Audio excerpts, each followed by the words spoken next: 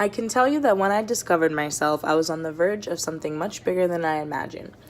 You'd think after 21 years of life on this earth, I would know myself by now. Wrong. In fact, I'd go one step further in regard that I'm still discovering my true self.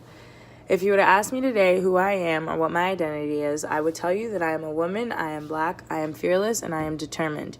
Determined to move forward through the struggles that I was once complacent in settling in high school.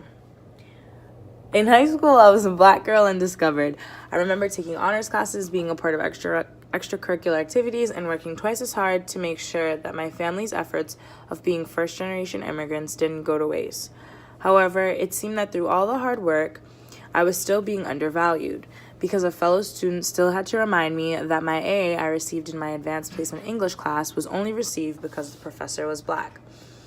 Are you feeling unsettled by this? Because I certainly was hearing it. Or let me tell you about another time on my bus ride home from school when two boys decided to throw pencils at me because I would refuse to talk to them. Are you uncomfortable yet? Not only had these events attacked my identities, but fear developed from these events and retained in my memory as I entered college. I was truly uncomfortable and scared, but I knew that something had to change. I was tired of just being a black girl or just a girl and having those around me judge me based on my identities. Applying to UMass Dartmouth was my first step in my overall journey to self-discovery. It was my first major decision made solely by me and without the opinions of others. This was my first challenge and the challenge that would change my life. I took a chance on fear, I took a chance on possible failure, and I took a chance on being ridiculed again. I was truly in a state of uncomfortability. College would become what I would regard as a pivotal point in my growth and my self-discovery and being uncomfortable. I discovered quickly that at UMass Dartmouth, you need to grow in that uncomfortability. The campus culture quickly taught me that if I was going to be who I wanted to be, I was going to have to accept the challenge.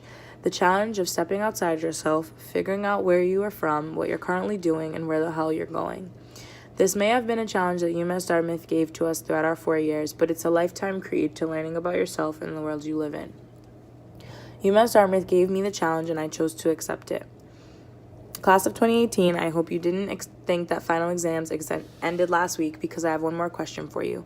Are you ready to accept the challenge of growing and being uncomfortable?